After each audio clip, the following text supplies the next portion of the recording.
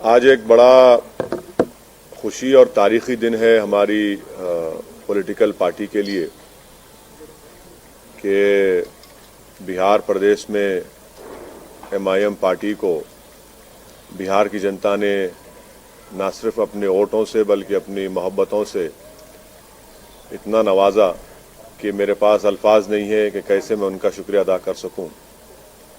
मगर मैं सबसे पहले अल्लाह सुब्हाना व तआला का शुक्रिया अदा करता हूं कि अल्लाह के फजल व करम से मजलिस इत्तेहादुल मुस्लिमीन को एक तारीखी कामयाबी बिहार में मिली है।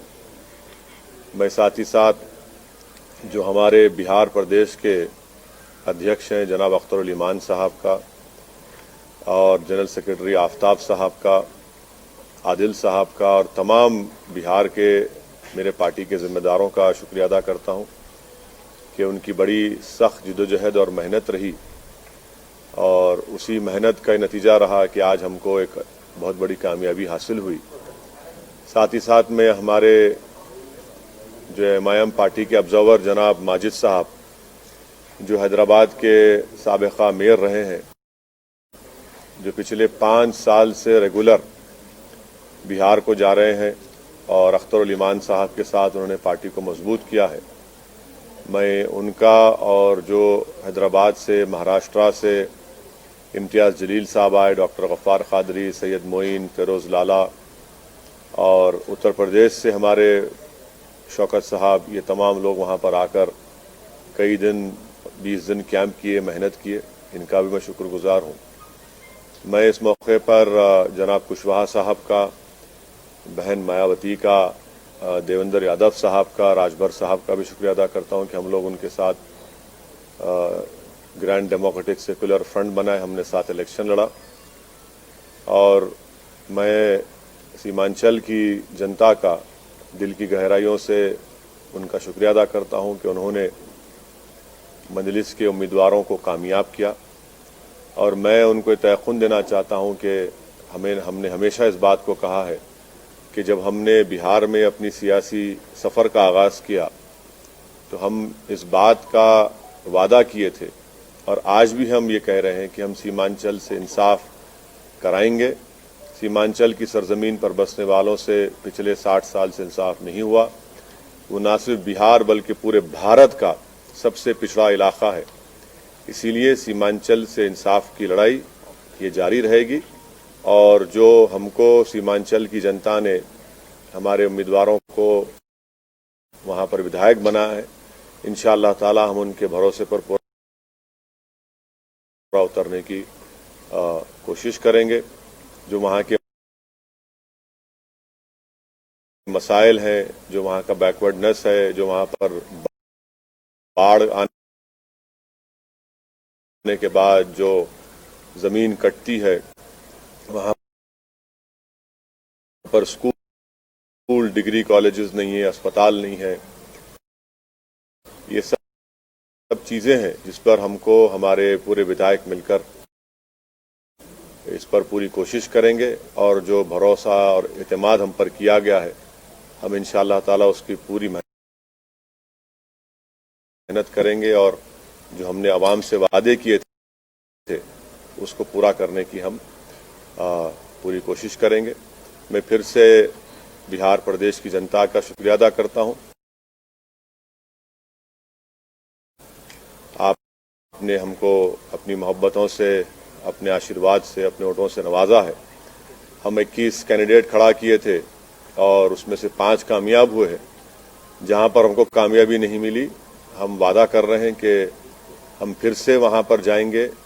क्यों हमको नाकामी हुई, उसकी क्या वजूहात हैं, उसको हम अपनी कमजोरियों को दूर करेंगे और बिहार में हम एक इससे ज्यादा हम एक बड़ी पॉलिटिकल फोर्स बनने की पूरी कोशिश करेंगे। मैं साथ ही साथ बिहार की जनता का भी शुक्रिया अदा करता हूं कि उन्होंने इस कोरोना के वायरस के दौरान भी निकलकर अपने वोट का इस्तेमाल किया। ये बड़ा ही उनका बेबाकी का काम था और बड़ा ही बहादुरी से उन्होंने निकलकर भारत की जमहूरियत को, बिहार के जमहूरियत को इलेक्शन में हिस्सा लिया। मैं उनका भी शुक्रिया अदा करता हूँ। सर, ये जिससे आपने बिहार में आमद की थी, उस सीट को, किशनगंज की सीट को आप हार गए, क्या करोगे? मैंने जैसा कहा अभी कि यकीनन कोई ना कोई कमज़ोरी होगी, खामी होगी, जिसकी वजह से हमने वहाँ की आवाम का एतमाद हासिल नहीं कर सके। इस पर हम बैठकर बात करेंगे जनाब कमरुल्लाह साहब से और उन कमज़ोरियों को दूर करेंगे और इंशाअल्लाह ताला हम दोबारा उस सीट को उस पर कामयाबी हासिल करेंगे। सर, आप तकरीबन 15 दिन वहाँ पे कैंपेनिंग किए और 50 से भी ज़्यादा सभाएं किए, तो कैंपेनिंग के दौरान आपने क्या देखा और ये जो नतीजे आए हैं उसको कैसा आंकते हैं सर? मैं वहाँ पर 65 सभाएं मैंने की जनाब कुशवाहा साहब के पार्टी के कैंडिडेट्स के लिए, बहुजन समाज पार्टी के कैंडिडेट्स के लिए, और फिर उसके बाद हम अपने पार्टी के कैंडिडेट्स के लिए कैंपेनिंग में हिस्सा लिए। तो हमारा तो मकसद ये था कि हम कुशवाहा साहब को अपना चीफ मिनिस्टर कैंडिडेट बनाकर पेश किए थे। हम तो इस डेमोक्रेटिक सेकुलर फ्रंट के लिए हम मेहनत कर रहे थे। अब तक जो नतीजे आए वो हमारी क्या बोलना चाहिए, हमारी ख्वाहिश के बरक्स हैं, उसका अपोजिट है। अब जो नतीजा है जो भी है, अब तक जितना आया, अभी काउंटिंग चल रही है, ये तो बिहार की जनता का फैसला है और जमहूरियत में आवाम का फैसला जो होता है वो नतीजा वही निकलता है। तो अब मैं कौन होता हूं जब इतने बड़े बड़े सेफोलॉजिस्ट उनके प्रेडिक्शंस गलत निकले। तो असदुद्दीन ओवैसी तो ट्विंकल ट्विंकल लिटिल स्टार है। तो हम तो अपना जो काम करना था हम किए। अब देखिए फाइनल नतीजा जब आता है जब ही कुछ बताया जा सकता है। तो फाइनल नतीजा अगर जरूरत पड़ी तो क्या आरजेडी के साथ जाएंगे सर? देखिए प्रसाद साहब, हमारी लड़ाई जो है सीमांचल के इंसाफ की लड़ाई रही है और मैंने अभी शुरुआत में ये कहा कि सीमांचल न सिर्फ बिहार बल्कि भारत का सबसे बैकवर्ड एरिया है और जितनी पार्टीज को उनको सत्ता मिली, इख्तदार मिला, उन्होंने सीमांचल से इंसाफ नहीं किया।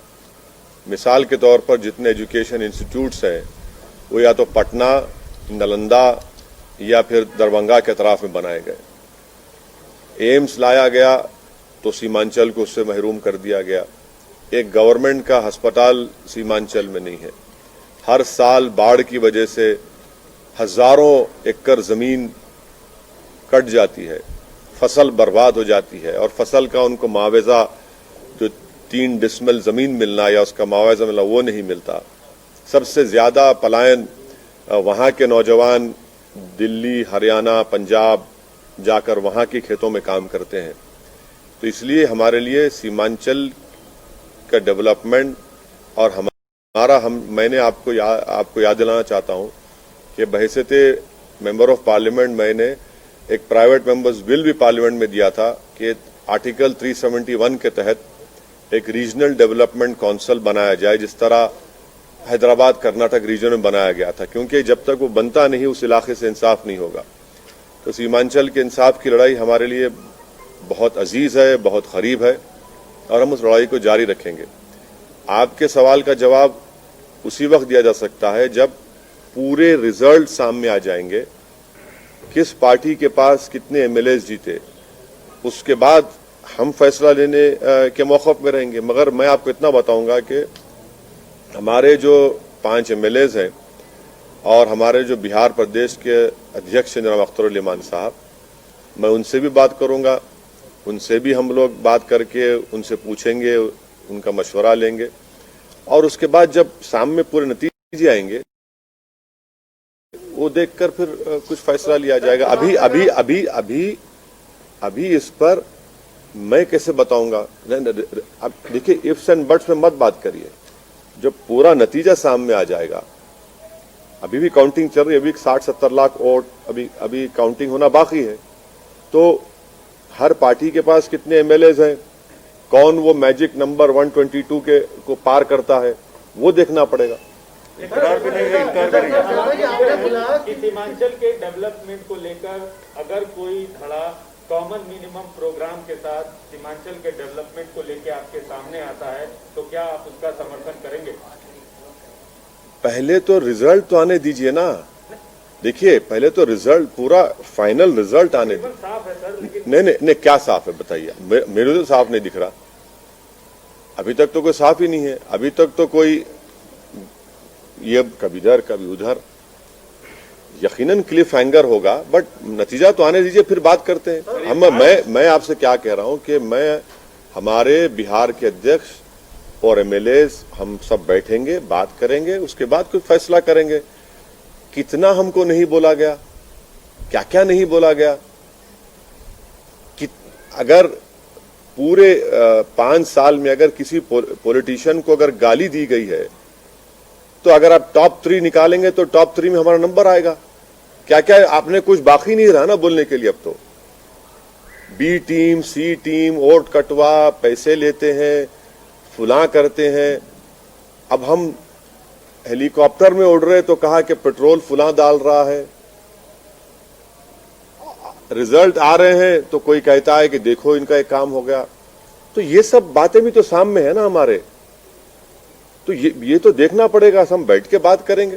लेकिन सर जो सवाल जो अभी किया वो उसी सवाल को मैं फिर से बोल रहा हूँ। सीमांचल का विकास सबसे इम्पोर्टेंट है और उसके लिए सरकार बनाने में कोई भूमिका आप अपनी पाते हैं या सरकार को कुछ इस तरह का सपोर्ट करना, जैसे तेलंगाना में एक व्यवस्था है कि बाहर से सपोर्ट कर देना या उसको समर्थन घोषित कर देना। एक मिनट, तेलंगाना में टीआरएस को किसी की जरूरत है? नहीं है ना।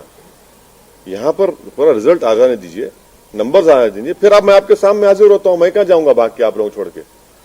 हम तो आपके दरमियान में रहते हैं, जवाब देंगे जब आपको पूरा फाइनल रिजल्ट आ जाने दीजिए।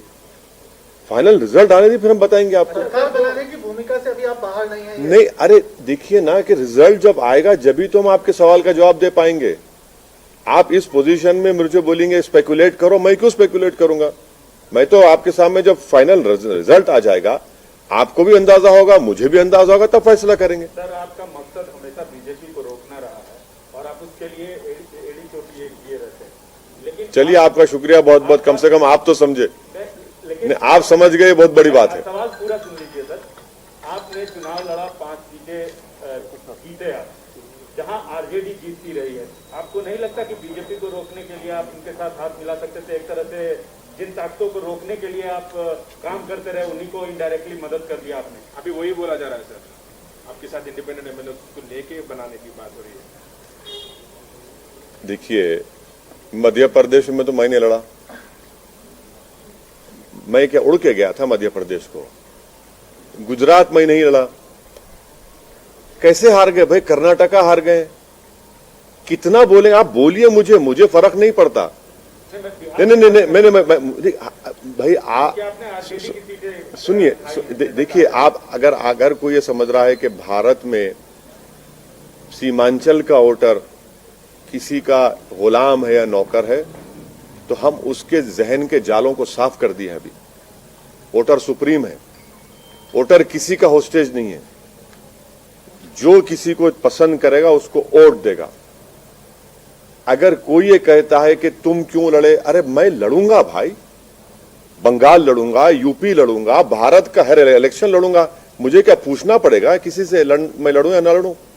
मैं इसलिए लड़ूंगा क्योंकि मुझे डेमोक्रेसी में भरोसा है। मैं इसलिए लड़ता हूं ताकि वो जो वॉइसलेस लोग हैं, जिनको डरा कर कुचल कर उनका काम नहीं किया जाता, उनकी आवाज बन के उनकी लीडरशिप को पैदा किया जाए। तो ये तो खुश होना चाहिए ना कि भाई हम भारत की जमहूरियत में, डेमोक्रेसी में कॉन्फिडेंस को बढ़ा रहे हैं। क्यों लड़े, कैसे लड़ना? क्या भाई मैं किसी के मातहत काम नहीं करता। मेरी पार्टी है, मुझे इख्तियार है अपनी पार्टी को फैलाने का। 5 साल पहले हम 6 सीट पे लड़े थे, एक पे भी कामयाबी नहीं मिली। तब किसका नुकसान हुआ, किसका फायदा हुआ? झारखंड में लड़ा, 1 सीट नहीं जीत पाया, किसका नुकसान, किसका फायदा हुआ? महाराष्ट्र हम लड़े, आप ही जाकर बैठ गए शिवसेना के गोद में, हम तो नहीं बैठे ना। तो ये जो अपने आप को ये समझते हैं कि बस हम ही जिंदा रखें सेकुलरिज्म को, हम उनसे कहना चाह रहे हैं कि भाई साहब बस करिए, आप नहीं जिंदा रखें सेकुलरिज्म को। आप खाली टीवी स्टूडियो में बैठकर ज्ञान देते हैं, जमीन पर आप नहीं जाते। आप इनका सिर्फ एक आर्टिकल लिख दो अखबार में, टीवी पर जाकर ज्ञान दे दो और ओवैसी को गाली दे दो। 2 गाली आप, मुझे कोई फर्क नहीं पड़ता उससे। तो आप कांग्रेस के बारे में बोल नहीं, मैं सबके बारे में कह रहा हूं। मैं उन तमाम लोगों के बारे में कह रहा हूं जो ये समझते हैं कि एमआईएम पार्टी को इलेक्शन नहीं लड़ना चाहिए। मैं उन सबको जवाब दे रहा हूं। सर, बहुजन समाज पार्टी और उपेंद्र कुशवाहा के साथ मिलकर आप चुनाव लड़े। दलित वोट और कुशवाहा वोट या पिछड़ा वर्ग का वोट, इसने आपकी जीत में कितना अहम रोल अदा मैंने सुनिए पहले नंबर 1 के सवाल, आपके सवाल मैं तो शुक्रिया अदा किया ना। मैं तो जनाब कुशवाहा साहब का, बहन मायावती का, जनाब राजभर साहब का, देवेंद्र यादव साहब का शुक्रिया अदा किया। बिहार की जनता के साथ मैं तो शुक्रिया अदा किया उनको। हम तो सब साथ मिलकर लड़े, यकीनन वो उनको भी क्रेडिट जाता है। लेकिन आपका वोट उधर ट्रांसफर नहीं हुआ, बहुजन समाज पार्टी सिर्फ एक ही सीट पर रही और उपेंद्र कुशवाहा।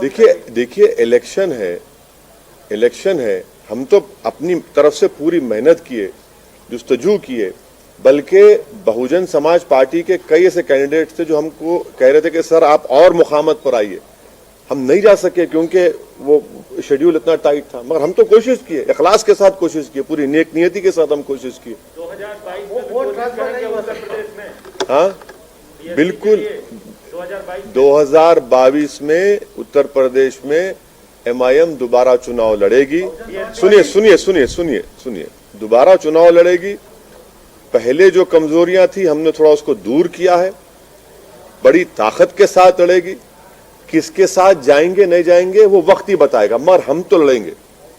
बंगाल सर, बंगाल। हाँ, बंगाल भी क्यों? अरे भाई हर जगह लड़ना चाहिए। एक पॉलिटिकल पार्टी, हम के एनजीओ है कि सेमिनार करा के पेपर प्रेजेंट कर दें? पॉलिटिकल पार्टी है, लड़ेंगे, क्यों नहीं लड़ेंगे? लड़ना चाहिए भाई। भारत की जमहूरियत को मजबूत करना है और भारत की जमहूरियत में जो सेक्शन की आवाज नहीं है उस आवाज को पहुंचाना जरूरी है, तो उसमें क्या बुरी बात है? लड़ना चाहिए। जीतेंगे हारेंगे तो जनता तय करेगी, अल्लाह बताएगा, मगर लड़ना तो जरूरी है ना। सर आप चाहते हैं कि ये गठबंधन जो बिहार में हुआ और सक्सेसफुल रहा, आपके लिए तो फायदेमंद रहा, यूपी में भी वही आगे। देखिए सही बात तो ये है कि हमारा पहला अलायंस हुआ देवेंद्र यादव साहब की पार्टी से, समाजवादी जनता दल से, और उससे पहले कुशवाहा साहब बीएसपी से अलायंस कर चुके थे राजभर साहब के साथ, हम लोग बाद में गए। तो ये बिहार के इलेक्शन के हद तक हुआ है। यूपी में क्या होगा मैं अभी कैसे बताऊंगा आपको, आपको। सर, तेलंगाना में टीआरएस पार्टी बहुत बुरी तरह आ रही है, कहीं खतरे तो घंटी नहीं है सर आने वाले दिनों में? बुरी तरह कहां हारी? कहां बुरी तरह? 1000 वोट से हारे, 1100 वोट से हारे, रेजर थिन था वो, कोई बात नहीं। कहीं बीजेपी तो दस्तक नहीं दे रही सर आपके इलाके में? अगर बीजेपी तो दस्तक नहीं दे रही अब। बहुत लोग दस्तक देते, दस्तक देने वाले दस्तक देते। दस्तक देने से क्या होता? जब घनगरज होंगी तो दस्तक बुझ जाती ना, उसमें दस्तक देते। बहुत से लोग दस्तक दे रहे, 50 साल से दस्तक दे रहे, क्या होता? उससे देना चाहिए, कोई बात नहीं। सर, आपके घर तेलंगाना में बीजेपी की तादाद बढ़ रही है, 4 सीटें एमपी की जीती, ये एक हाल ही में आज का जो रिजल्ट है, और आप बाहर चुनाव लड़ रहे हैं, आपको नहीं लग रहा है कि अपने राज्य में आप कमजोर हो रहे हैं? मैं हारा क्या? आपकी सपोर्ट भी तो नहीं, मैं हारा क्या? नहीं, आपका TV9 की बहुत ही बदतमीजी की न्यूज थी आपकी। TV9 को अगर चमचागिरी करना रूलिंग पार्टी की तो चमचागिरी करो, मगर हर बार हमारे कंधे पे रख के अपनी मुनाफिकत दिखाने के लिए मत करो। TV9 को जिम्मेदारी से न्यूज डालना चाहिए। किसी का गुस्सा आप मेरे पे क्यों निकाल रहे भाई? हारे आप, जीते आप, नहीं आप क्या करें? अरे मेरे से क्या ताल्लुक भाई? नहीं, ओवैसी बिहार में चले गए, आपको क्या मालूम मैं क्या कहने करा? तो ये जो है ना, ये बस तलवे चाटने की जो पॉलिसी है वो मत करो प्लीज। सवाल करो, बोल तो मैं, मेरा ताल्लुक भी नहीं उससे, मेरे को मालूम तक भी नहीं। आप न्यूज चला दिए, क्या बोलते? नहीं, गवर्नमेंट के पास, केसीआर के पास और नंबर बढ़ जाना। ऐसा नंबर बढ़ाना है तो करो, हमारा ही खंदा मिलाना आपको, मजबूत खंदा है, कमजोर खंदे पे तो खड़े हो तो गिर जाते आप, no problem. Sir, Adhir Ranjan Chaudhary कहते हैं कि आपको यूज करके बीजेपी हम आ रहे बंगाल को, आ रहे अब बराबर आएंगे बंगाल को, मुर्शिदाबाद भी जाएंगे, मालदा भी जाएंगे, दिनाजपुर जाएंगे, सब जगह जाएंगे। अधीर रंजन चौधरी क्या ठेका लेके बैठे हुए मुसलमानों का? अधीर रंजन चौधरी को बताना चाहिए कि अपनी कॉन्स्टिट्यूंसी में मुसलमान इतने बुरे हाल में क्यों है। अधीर रंजन चौधरी को बताना चाहिए कि उन्होंने मुसलमानों के लिए क्या किया। अधीर रंजन चौधरी, तुम जान लो इस बात को कि वोट हमारा, राज तुम्हारा नहीं चलने वाला है। अभी आप हार रहे। कल तक जब पूरे एग्जिट पोल्स आ रहे थे तो मिठाइयां खा रहे थे आप, फूल बांट रहे थे, आसमान पे उड़ रहे थे, पटाखे फोड़ रहे थे, वो आ गए। अरे 70 सीट दी है ना, क्या किया आपने वो तो बता दो। क्या क्या मैंने मैं आपको एक वाकया शेयर कर रहा हूं। जब ये आखिरी दिन का कैंपेन खत्म हुआ 5 तारीख को, तो मेरी मीटिंग थी कोचादामन में। मैं कोचादामन से मीटिंग खत्म करके जा रहा था, तो इस हमारी विक्ट्री में बता रहा हूं आपको, बहुत बड़ा रोल महिलाओं का रहा। मैं अपनी लाइफ में इतनी पब्लिक मीटिंग्स किया हूं, मगर एक पब्लिक मीटिंग में इतनी बड़ी तादाद में महिला आते थे कि गैर मामूली, और यकीनन मैं कह रहा हूं कि उनका बहुत बड़ा रोल रहा। जब मैं लास्ट मीटिंग करके जा रहा था तो मेरे को उन महिलाओं ने रोका कि सेल्फी लेना है। बोले बराबर लीजिए, और मैं भी चाह रहा था कि सेल्फी लिए। उसके बाद एक महिला ने मुझसे कहा कि वैसी तुम्हारे बारे में बहुत अनाप शनाप बोल रहे हैं ये लोग, इनको 7 तारीख को हम बताएंगे, और तुम देखना जब वो डब्बा खुलेगा इसका जवाब हम दे देंगे। देख लीजिए आप, बागडोरा एयरपोर्ट पर मैं गया, मेरे को रोककर वहां पे महिलाओं ने कहा कि हम दिल्ली जा रहे हैं मगर वापस आएंगे, बड़ा अनाप शनाप तुम्हारे बारे में कहा है।